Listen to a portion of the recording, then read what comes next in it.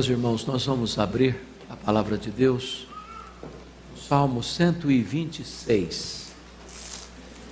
Salmo 126.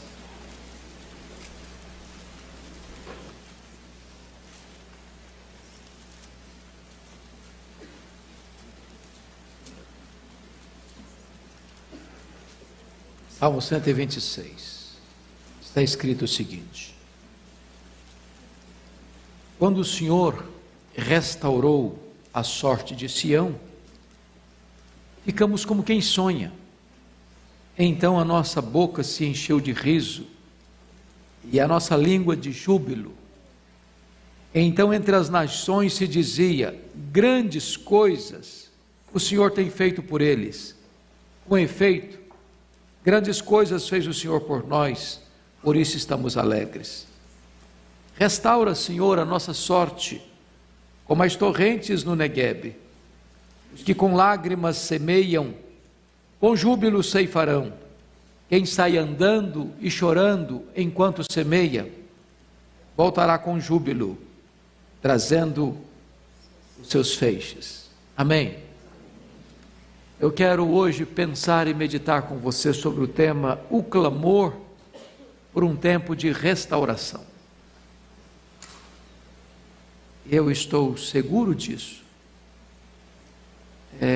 fazendo um diagnóstico honesto da nossa vida, da nossa família, da nossa igreja, da nossa denominação, do nosso ministério.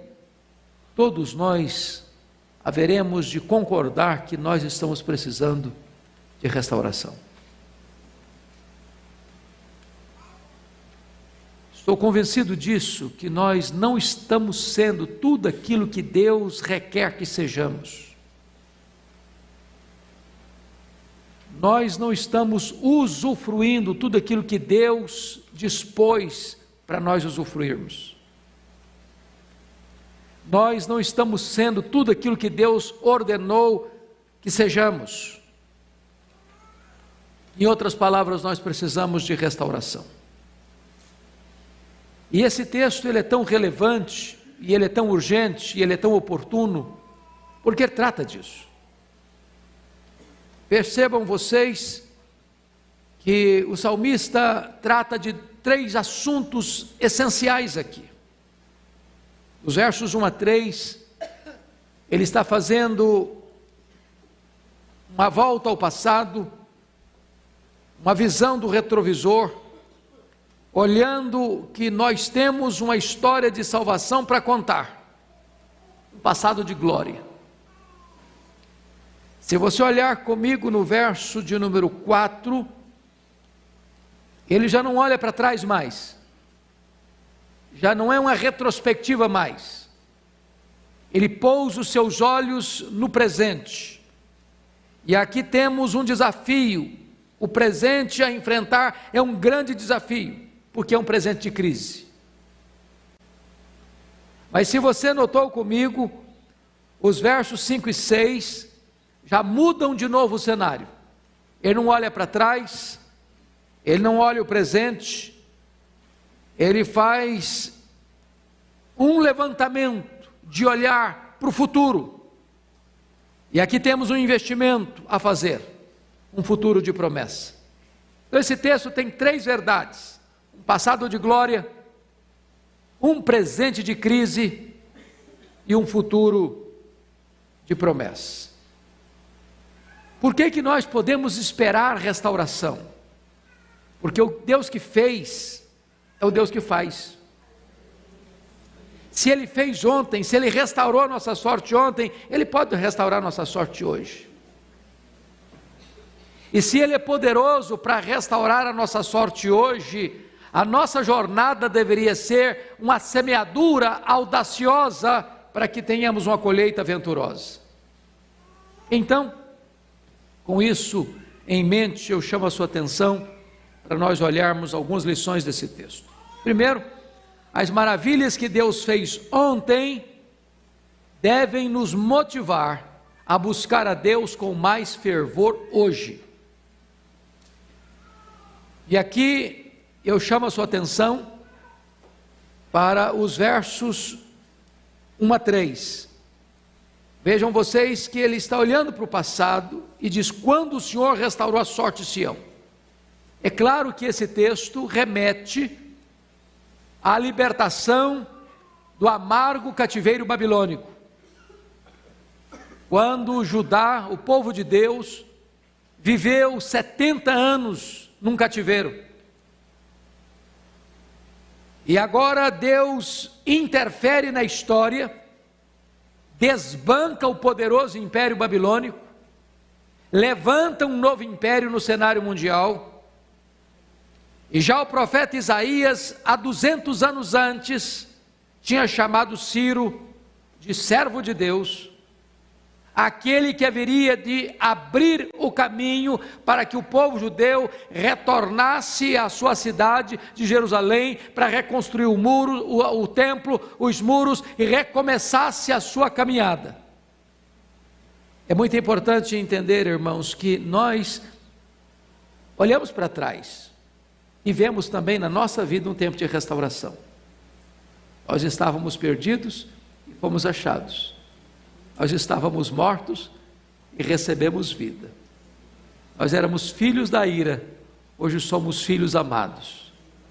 Nós estávamos condenados e hoje estamos justificados. Nós estávamos indo para um abismo e hoje peregrinamos rumo ao céu. Essa é a nossa história. Mas preste bem atenção, nós não vivemos apenas de história. Nós não vivemos apenas de história. Nós somos uma igreja histórica, mas nós não moramos no passado. E nós precisamos entender isso. O Deus que fez é o Deus que volta a fazer. E o Deus que fez e faz é o Deus que nos dá a esperança de que fará novamente amanhã.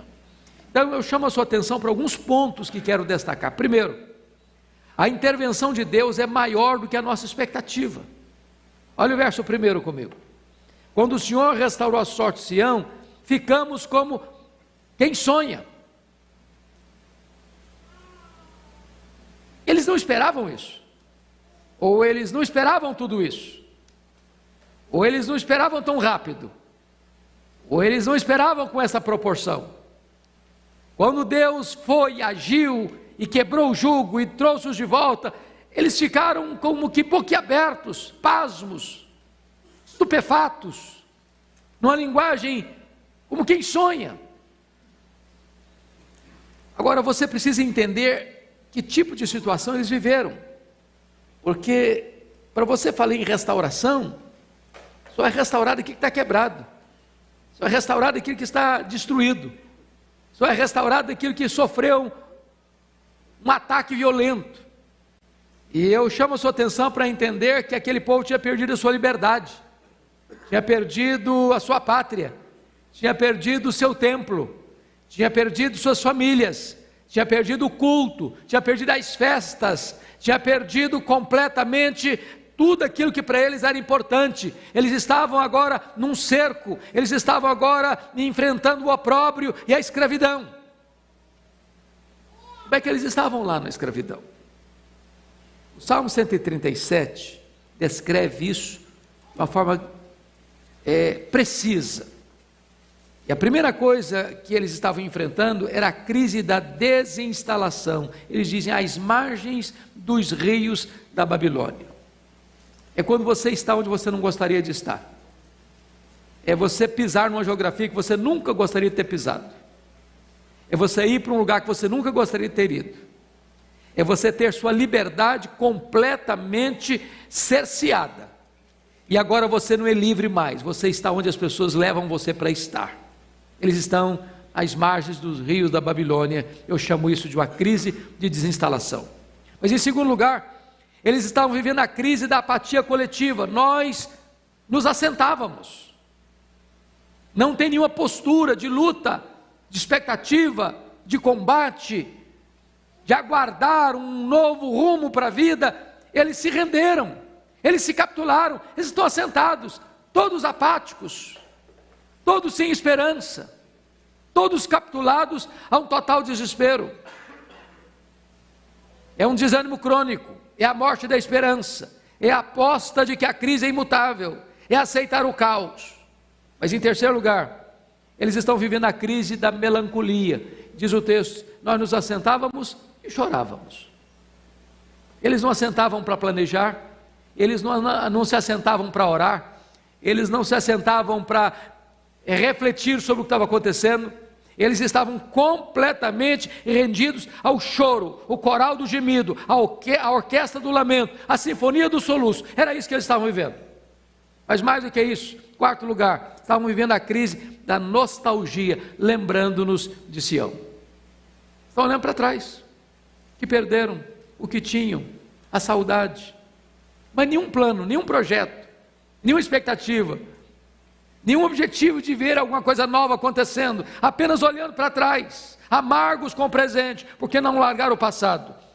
E vejam vocês, que a Bíblia diz que eles não cantavam os cânticos de Sião, eles dependuraram suas harpas. Mas em último lugar, eles estavam vivendo a crise da mágoa incurável. Quando você termina o Salmo 137, eles estão olhando para frente, eles estão dizendo assim: ó filho da Babilônia, feliz é aquele que pegar uma pedra, esmagar a cabeça de seus filhos. Quando eles olham para o futuro, não tem perdão, não tem graça, eles querem sangue, eles querem vingança, eles estão magoados, eles estão feridos. Prestem bem atenção, irmãos, que eles estão vivendo um terrível momento de cerco e de escravidão. O que Deus faz? Deus desbanca Nabucodonosor, aquele rei megalomaníaco que saqueou, invadiu, destruiu Jerusalém. Deus arranca o camarada do trono mais alto da terra e o manda comer capim com os animais.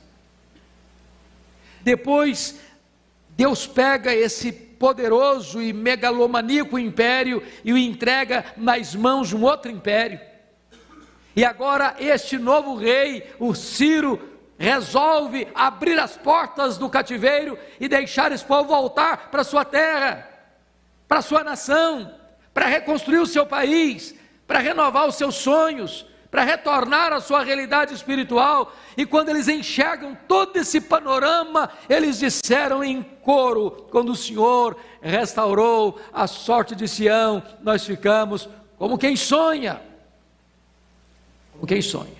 Essa é a primeira coisa que esse texto nos ensina. Mas vejamos uma segunda coisa.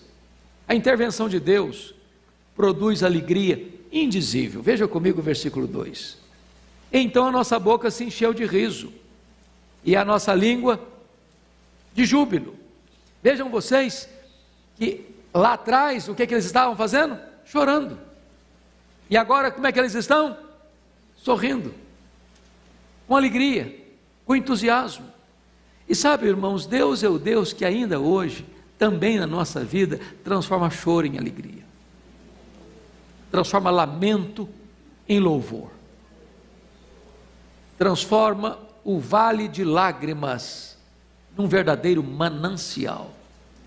O Deus que agiu ontem é o Deus que age hoje, na nossa vida também. Mas em terceiro lugar, notem comigo que a intervenção de Deus produz impacto nos outros e torna-se um poderoso testemunho entre as nações. Olha a parte B do versículo 2. Então entre as nações se dizia: grandes coisas o Senhor tem feito por eles. Quando Deus opera poderosamente, libertadoramente, milagrosamente na nossa vida, isso não fica preso no reduto da experiência pessoal, isso transborda, isso transpira, isso se projeta para outras pessoas. Porque podem ter certeza, irmãos, os olhos do mundo estão voltados para nós, as pessoas estão nos observando, as pessoas estão nos notando. E quando o mundo olha e vê a tragédia que desaba sobre um crente, o mundo comenta.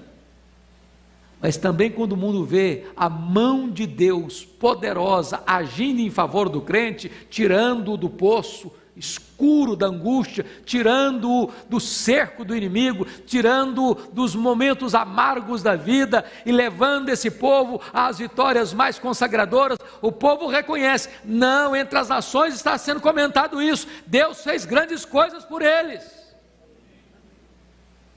E amados irmãos, todos hão de reconhecer que Deus tem feito grandes coisas por nós. Éramos prisioneiros do pecado, éramos prisioneiros do diabo, éramos prisioneiros do mundo, vivíamos escravos do vício, das mazelas, de todas as sortes, e Deus limpou nossa alma, e Deus resgatou a nossa vida, e Deus transformou a nossa história. Somos um povo livre, louvado seja Deus.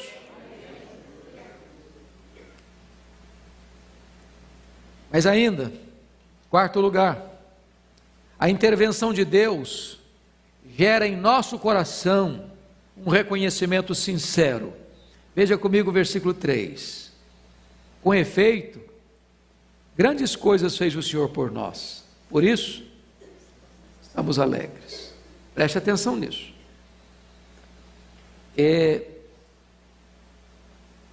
Há um risco muito grande de nós recebermos grandes intervenções de Deus e colocarmos tudo isso no campo do território do comum, do natural, e acharmos, é isso mesmo.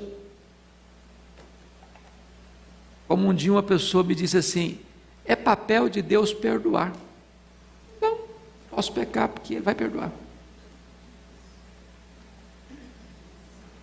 E a pessoa recebe perdão e nem valoriza.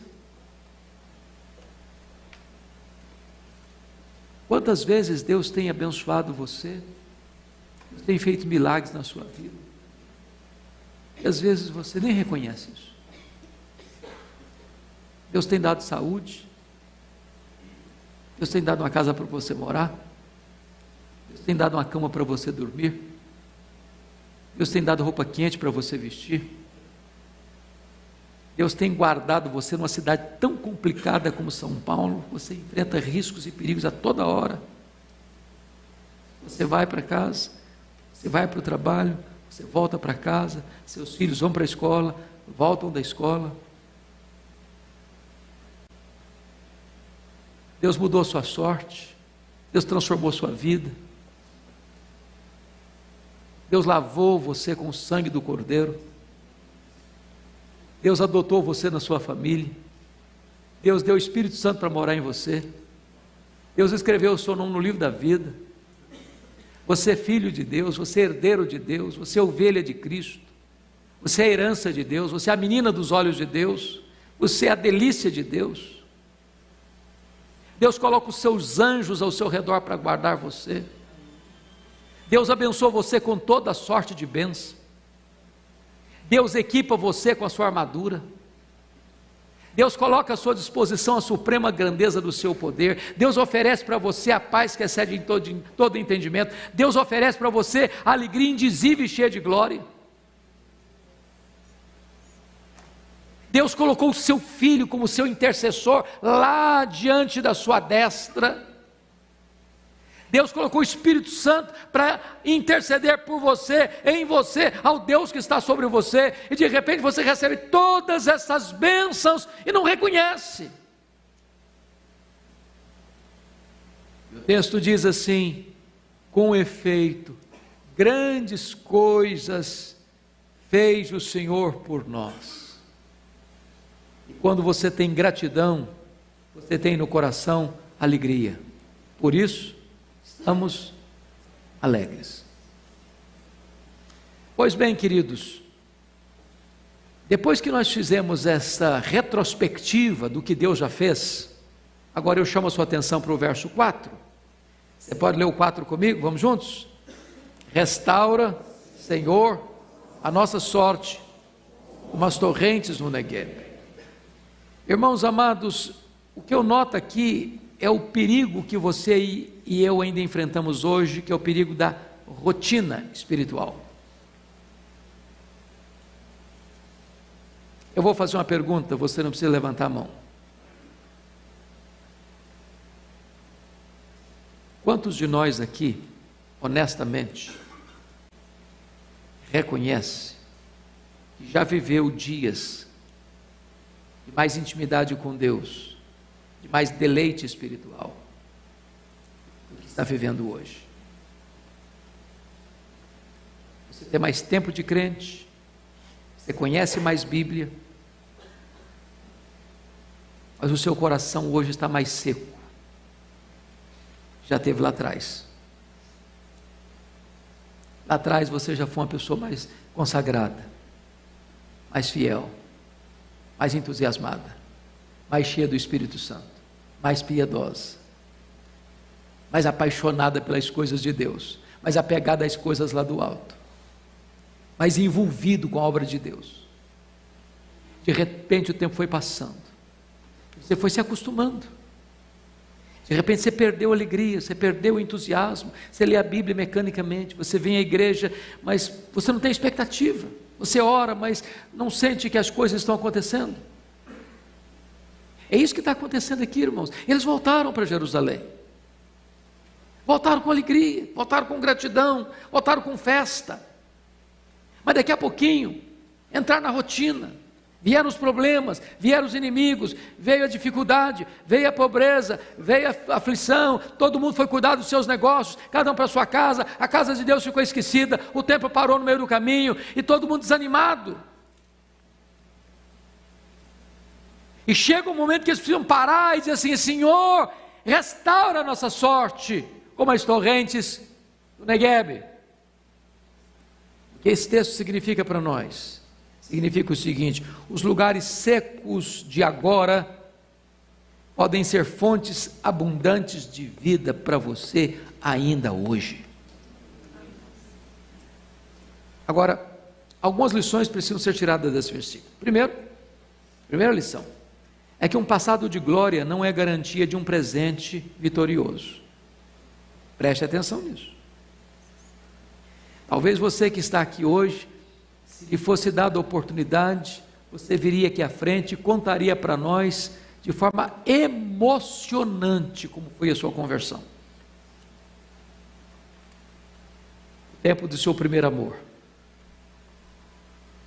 E de repente, depois de alguns anos de convertido, você virou um crente comum. Comum.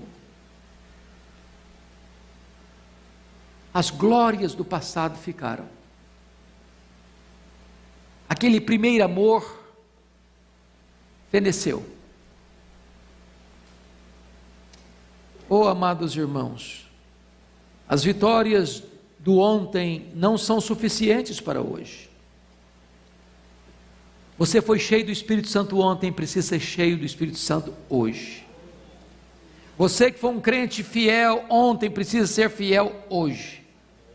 As bênçãos antigas não são suficientes para a vida hoje. Deixa eu exemplificar isso. Uma das coisas que mais choca o meu coração é visitar lugares onde aconteceram grandes avivamentos espirituais no passado, e hoje as igrejas nesses mesmos lugares estão mortas. Pega Éfeso, por exemplo, um dos maiores avivamentos da história aconteceu em Éfeso. Olha o continente europeu, Inglaterra, Holanda, Suíça, Alemanha. Vá visitar esses países hoje, onde poderosos movimentos de oração e de derramamento do Espírito Santo aconteceram, e as igrejas hoje estão morrendo. Porque as vitórias do ontem não são garantias de vitória hoje. Agora notem outra coisa.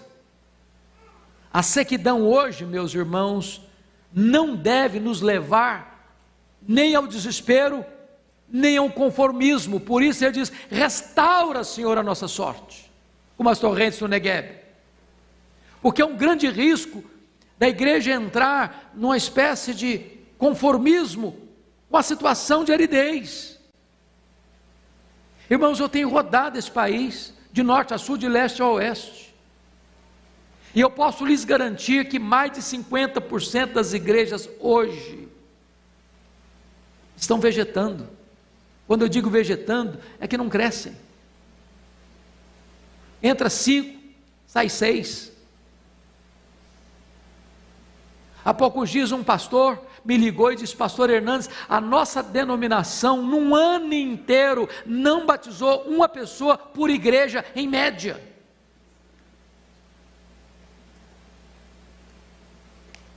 Pessoas que entraram nesta zona cinzenta do conformismo com aridez. Se contenta apenas com um culto no domingo, um culto na quarta-feira, e se não vai ninguém também, é porque o povo não está animado, é porque tem muito trabalho, é porque tem muita desculpa, porque tem muita coisa, e as pessoas estão se conformando com isso. Entra ano, sai ano, não entra ninguém, não chega ninguém, não evangeliza ninguém, não se converte ninguém, mas também não tem vontade de sair para falar de Cristo para ninguém. E se a crise está estabelecida, não é nem para a gente se desesperar, nem para a gente se conformar, é para a gente clamar: restaura, Senhor, a nossa sorte, como as torres do Negueb.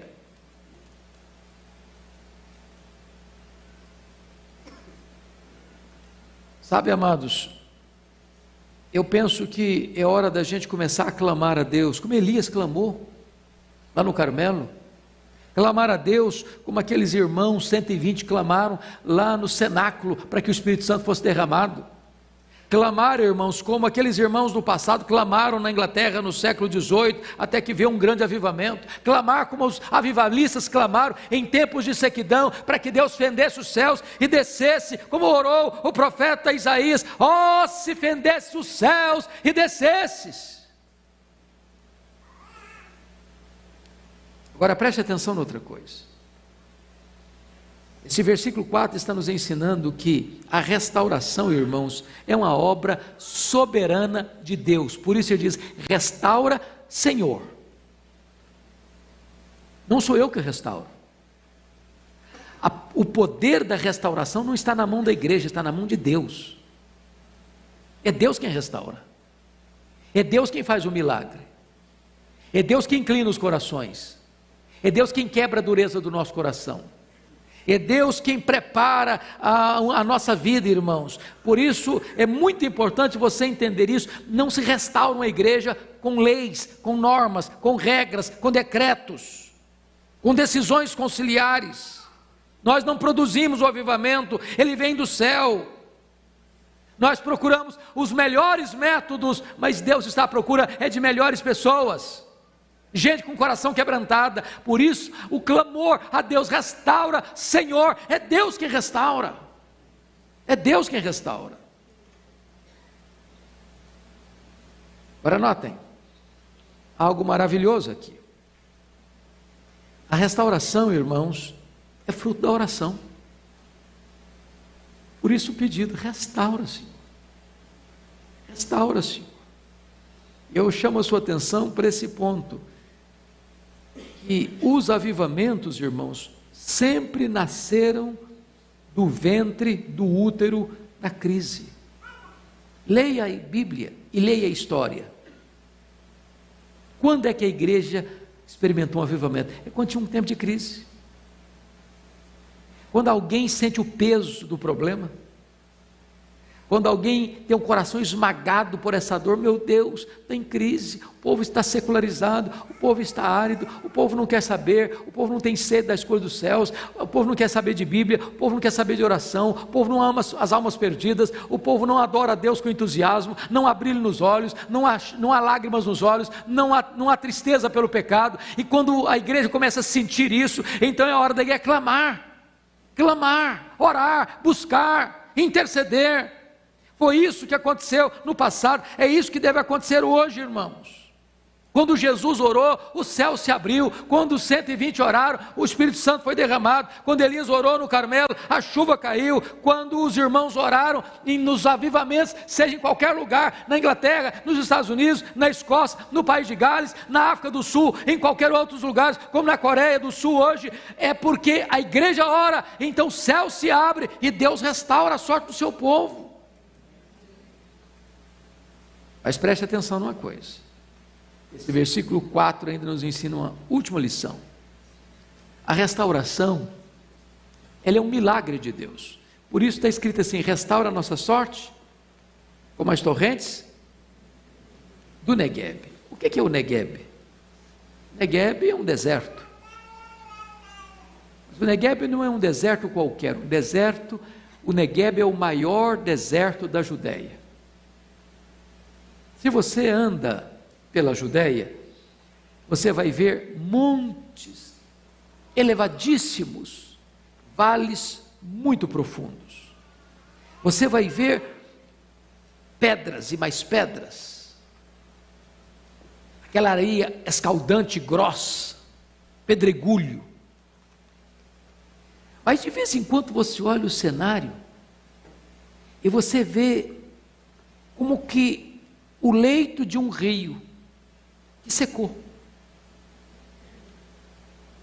E de vez em quando você está caminhando, andando de ônibus, e toma um susto, porque uma grande enxurrada começa a descer. E de repente, aquela água que vem descendo vai rasgando as entranhas do deserto, e por onde aquela água passa, começa ali tudo a florescer. Vira um oásis, vira um vadi. E ali os animais bebem, e ali as plantas crescem, e ali os frutos se tornam saborosos, e aí tem vida. E o salmista, que conhecia bem essa geografia, conhecia bem esse fenômeno, está pedindo a Deus que faça o mesmo na vida dele, como Deus faz na natureza, no deserto da Judéia. Isso significa, irmãos, que o Espírito Santo de Deus pode descer sobre as areias escaldantes da nossa alma árida, e de repente tudo aquilo que está seco dentro de nós vai começar a receber vida, vai reverdecer, vai florescer, vai frutificar. Aquilo que está seco hoje vai virar um pomar amanhã.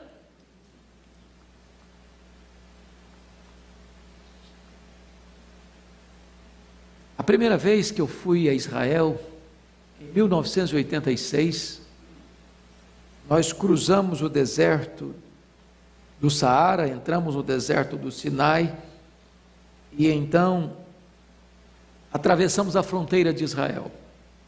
Exatamente no limite, de um lado de cá era deserto, do lado de lá era um pomar, um laranjal muito bonito.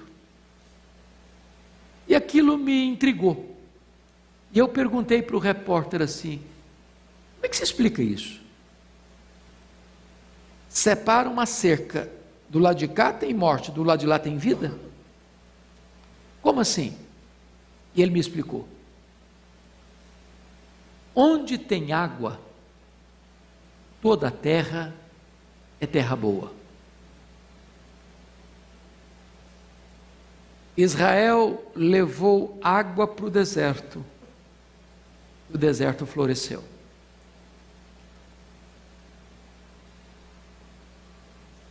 A Bíblia diz assim: porque derramarei água sobre o sedento, torrente sobre a terra seca, derramarei meu espírito sobre a tua posteridade, e minha bênção sobre os teus descendentes, e brotarão como ervas, um salgueiro junto às correntes das águas. Um dirá: eu sou do Senhor.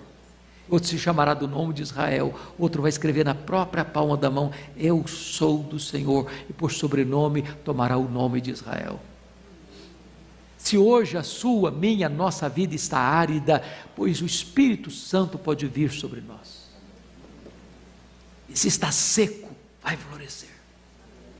E se está árido, estas chuvas torrenciais do Espírito Santo de Deus vão fazer tudo brotar e florescer na nossa vida. Foi por isso que o Senhor Jesus Cristo disse: se alguém tem sede, venha a mim e beba. Quem crer em mim, como diz a Escritura, do seu interior fluirão rios de água viva. E ele falou isso a respeito do Espírito Santo que haveriam de receber. Irmãos, eu creio firmemente nisso, na possibilidade de Deus restaurar nossa sorte, de Deus trazer sobre nós um avivamento, de Deus amolecer a terra dura do nosso coração com a chuva do Espírito Santo. E de repente nós vemos o fenômeno que acontece num deserto, o deserto florescer, e de repente a nossa vida que está seca e árida também florescer, para a glória de Deus.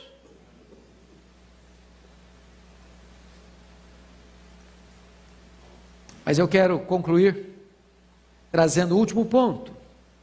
Olhamos para o passado nos versos 1 a 3. Olhamos para o presente no verso 4. Passado de glória, presente de crise. Mas se vocês observaram a leitura, os versos 5 e 6, agora a tônica não é mais passado nem presente, mas é futuro. Se nós tratamos de um passado de glória, se nós tratamos de um presente de crise, nós veremos agora um futuro de promessas. E o ponto aqui é: a semeadura com lágrimas é prelúdio certo de colheitas abundantes. Nós devemos tratar o trabalho árduo da semeadura como prelúdio certo de colheitas abundantes. Agora preste atenção comigo no verso de número 5: os que com lágrimas semeiam, com júbilo ceifarão. Quem sai andando e chorando enquanto semeia, voltará com júbilo, trazendo seus feixes. Primeira coisa que eu chamo a sua atenção, queridos irmãos, é que a semeadura é dinâmica. A semeadura é dinâmica. Eu disse ontem aqui num dos cultos da igreja, que nós mudamos a dinâmica da igreja. A dinâmica da igreja é centrífuga. Hoje nós estamos transformando a igreja numa dinâmica centrípeta. A igreja deve ir lá fora onde as pessoas estão. Hoje nós queremos que os pecadores venham onde nós estamos. Os profetas saíram, os apóstolos saíram, Jesus saiu, João Batista saiu. O ministério é lá fora.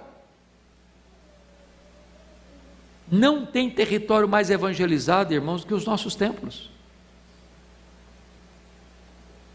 E onde as pessoas estão, não tem evangelho. Nós estamos pescando em águas rasas, enquanto as águas profundas estão lá com grandes cardumes. Mas nós não estamos indo lá. Pega uma cidade como São Paulo, com multidões e multidões, e nós estamos bem confortavelmente instalados nos nossos templos. E a primeira coisa que esse texto está dizendo é que você precisa sair. Para você semear, você tem que sair. Você tem que sair e você tem que andar. Tem que gastar mais as solas dos seus sapatos do que o assento dos seus bancos. Mas você tem que sair, você tem que andar, e às vezes você terá que também chorar. Quem sai andando e chorando. Agora preste atenção noutra coisa. Quem semeia, semeia com as mãos. Aqui eu quero chamar a atenção de vocês para um sermão que não é de um pastor, não é de um missionário evangélico protestante, mas de um padre mundialmente conhecido, chamado Antônio Vieira. Eu acho que qualquer pessoa que goste um pouquinho de retórica, de oratória, já ouviu Antônio Vieira. Quando eu digo ouviu, já leu os sermões de Antônio Vieira. Foi o maior orador que pisou em terras brasileiras, com quem aprendeu Rui Barbosa. E esse homem, no seu sermonário, tem alguns sermões evangélicos que dá para pregar. A maioria não. A teologia não é boa. Mas o sermão da 60ª é um bom sermão. É o sermão sobre a parábola do semeador. E nesse sermão ele levanta uma questão curiosíssima. Ele diz assim: se a boa semente produz a 30, a 60 e a 100 por um, por que que hoje não está produzindo nem a 1%?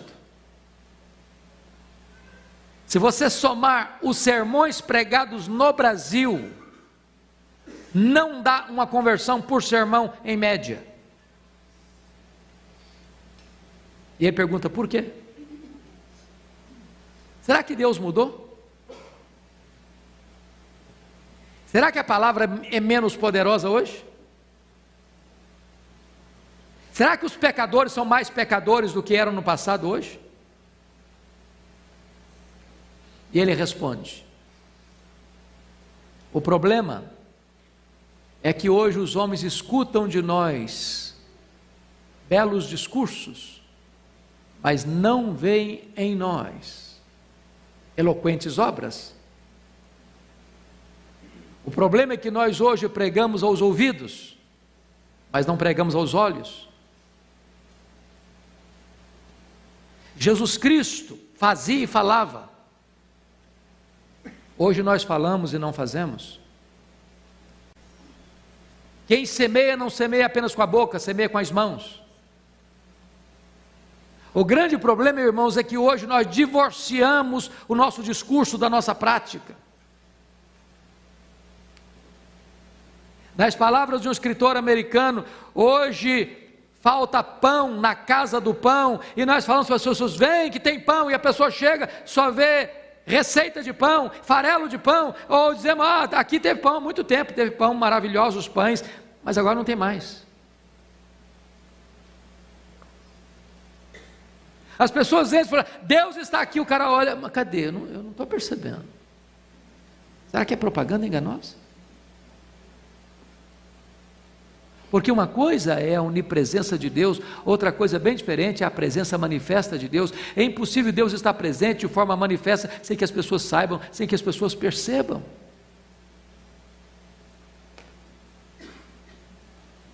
Agora notem mais, irmãos. Nós precisamos regar o solo duro com as lágrimas. Quem sai andando e chorando enquanto semeia. Preste atenção nisso. Jesus chorou. Paulo chorou. Os homens de Deus choraram. E hoje nós pregamos com o coração seco demais, com os olhos enxutos demais. Quando William Booth, do Exército da Salvação, enviou missionários para vários lugares do mundo, alguns deles responderam mais tarde: tira-nos daqui, esse campo é muito seco, é muito árido, as pessoas não se convertem aqui, já usamos todos os métodos e nada acontece. E então ele respondeu para esses missionários: então, experimentem chorar, experimentem chorar.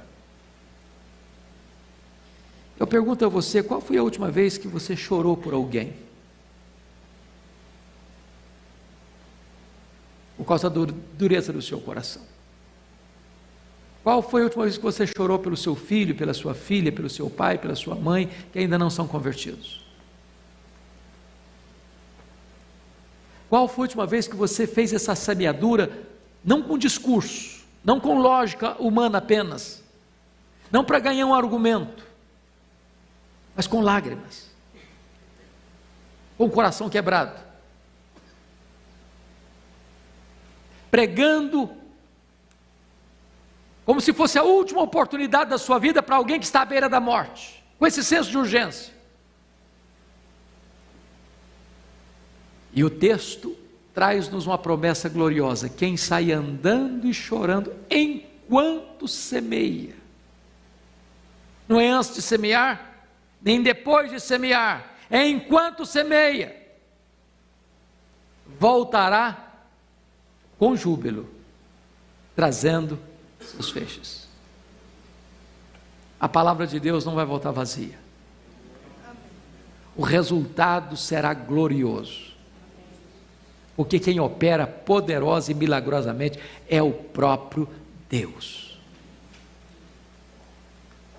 Você quer essa restauração para a sua vida? Você admite que está precisando dela? Quem sabe hoje nós pudéssemos clamar ao Senhor: Deus, nós precisamos disso. A gente corre o risco, irmãos, de fazer igual Moisés. Lembra de Moisés? Você quer um homem mais valente do que Moisés? É inimaginável para nós. O Império Egípcio era o maior império do mundo. Deus pega o camarada, está 40 anos no deserto, com as mãos calejadas, com a pele tostada. Bota um porrete na mão dele. Agora vai lá com esse porrete, tira o meu povo de lá. Não é loucura isso? E ele enfrenta Faraó, e ele enfrenta os deuses do Egito, ele enfrenta a violência dos exércitos do Egito. Este homem não se verga diante das ameaças. Mas diz o apóstolo Paulo, este homem extremamente valente, um dia não foi ousado. Ele se acovardou. E sabe o que está escrito na Bíblia? Lá em 2 Coríntios capítulo 3. Por que ele não foi ousado? Como ele não foi ousado? Foi quando ele subiu o Monte Sinai. Quando ele desce do Monte Sinai, o rosto dele brilhava. A glória de Deus refletia do rosto dele. As pessoas não podiam mirar para ele. Sabe o que ele fez? Para que as pessoas pudessem se aproximar dele, ele botou um véu. Só que houve um dia que Moisés começou a perceber uma coisa: aquele brilho foi apagando, aquela glória foi sumindo. Ele podia tirar o véu, que não tinha mais glória. Sabe o que ele fez? Continuou com o véu, para que as pessoas pensassem que havia glória ainda no rosto dele. Nesse dia ele se acovardou. Ele não foi ousado. Agora pensem comigo na repetição dessa cena hoje. Quando tantas vezes as pessoas pensam que tem glória, e aí a gente bota um véu, a gente bota uma máscara, a gente aparenta ser o que não está sendo, passa uma imagem de piedoso, de santo, de consagrado, de plenitude do Espírito, aprende cacuetes, frases de efeito, gestos, trejeitos, manias,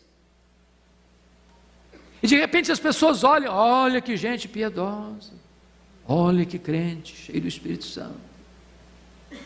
O linguajar foi todo aprendido, os gestos foram todos bem elaborados, a glória já foi embora, mas o véu continua.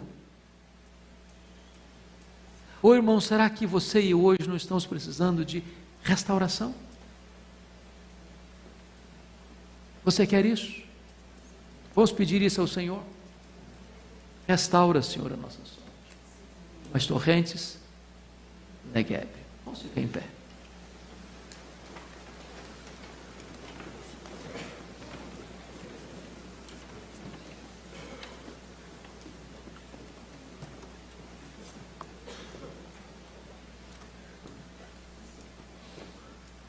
Deus, nós estamos aqui completamente despidos de qualquer senso de vaidade, de soberba, de arrogância,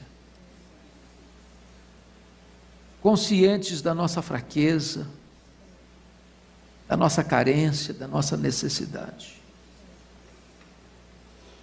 Meu Deus, como nós poderíamos esconder de Ti, Tu que sondas os corações? Tu conheces a verdade no íntimo. Um dia no passado, Tu fizeste coisas tão lindas na nossa vida, Tu mudaste a nossa sorte, as pessoas viram isso, nós reconhecíamos isso, mas hoje, Senhor, Parece que é um deserto instalado.